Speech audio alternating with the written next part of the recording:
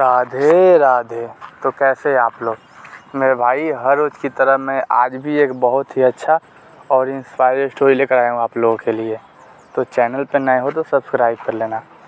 तो मेरे भाई, ये बात उस समय की है जब जुए में पांडव अपना सब कुछ हार चुके थे। अस्त्र शस्त्र धन दौलत, यहाँ तक कि वो खुद को भी हार गए। उसके बाद उन्होंने दांव पे अपनी पत्नी को लगाया, द्रौपदी, जो पंचाल की राजकुमारी थी, और उन्हें भी हार गए। उसके बाद दुर्योधन ने उनको अपना दासी बनाया और अपने भाई को आज्ञा दी। उन्होंने अपने भाई को बोला कि उस दासी को बीच सभा में लाओ घसीटते हुए, और दुशासन ने वैसा ही किया। दुशासन द्रौपदी कमरे में गया और उनका बाल पकड़कर जबरदस्ती जबरन उनको घसीटते हुए बीच सभा में लाकर पटक दिया। उस सभा में सभी मौजूद थे, बड़े बड़े विद्वान, बड़े बड़े ज्ञानी, बड़े बड़े बाहुबली। सबने दुर्योधन को समझाया, मगर दुर्योधन किसी का नहीं सुना। उसको जो करना था उसने वही किया। मेरे भाई, ऐसा दृश्य देखकर सभी मौन थे, सभा मौन थी। मेरे भाई, सभा में एकदम सा सन्नाटा छा गया था, क्योंकि जिस सभा में धर्म की बातें होती थी, सच्चाई की बातें होती थी, वहाँ पे पाप हो रहा था, अन्याय हो रहा था। मेरे भाई, दुर्योधन को सबने समझाया, पितामह भीष्म, आचार्य द्रोण, अंगराज कर्ण, मगर वो किसी का नहीं सुना। उसने अपने मन का ही किया। मेरे भाई, वो बोलते हैं ना, विनाशे काले विपरीत बुद्धि। उसकी बुद्धि खराब हो गई थी, इसलिए वो ऐसा कर रहा था। राजकुमारी द्रौपदी बहुत चीखी, चिल्लाई, रोई। एक एक के सामने उसने अपनी लाज की भीख मांगी, मगर किसी ने भी उनका मदद नहीं किया, किसी ने भी उनकी लाज नहीं बचाई।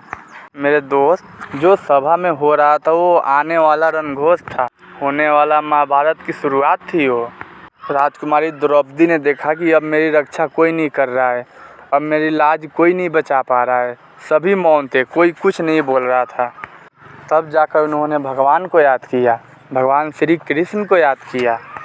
तन मन और आत्मसमर्पण से उन्होंने बोला, हे भगवान, हे कृष्ण, हे द्वारिकाधीश, अब मेरी लाज की रक्षा आपके हाथों में है। अब मेरी लाज आप बचाइए। यहाँ पे जितने बैठे हैं, किसी का बस का नहीं है मेरी रक्षा करना, मेरी लाज बचाना। द्रौपदी ने जब तन मन और आत्मसमर्पण से भगवान को याद किया, तो भगवान आए, श्री कृष्ण आए और उनकी रक्षा की, उनकी लाज बचाई।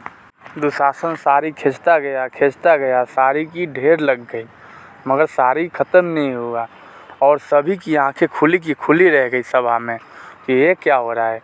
फिर उन सब ने समझा कि ये भगवान का चमत्कार है, और सब ने प्रणाम किया। दुर्योधन और दुशासन का सिर झुक गया और द्रौपदी की जीत हुई, धर्म की जीत हुई। तो मेरे दोस्त, इस छोटी सी कहानी से हमें यह सीख मिलती है कि अगर आप भगवान को तन मन और आत्मसमर्पण से बुलाते हो तो भगवान ज़रूर आएंगे। आप धर्म पे हो तो भगवान ज़रूर आएंगे।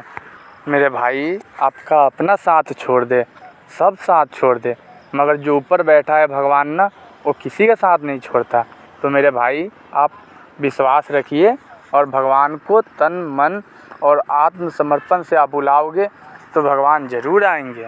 मेरे भाई, एक बात याद रखना, जीत हमेशा धर्म की होती है, और धर्म चाहे कितना भी बलवान हो, जीत हमेशा धर्म की होती है। तो मेरे दोस्त, वीडियो के एंड में मैं यही बोलूँगा कि सत्य और धर्म के साथ आगे बढ़ते रहिए। आपको सफलता ज़रूर मिलेगी, आपकी जीत ज़रूर होगी। तो आइए और मेरे साथ प्रेम से बोलिए, राधे राधे।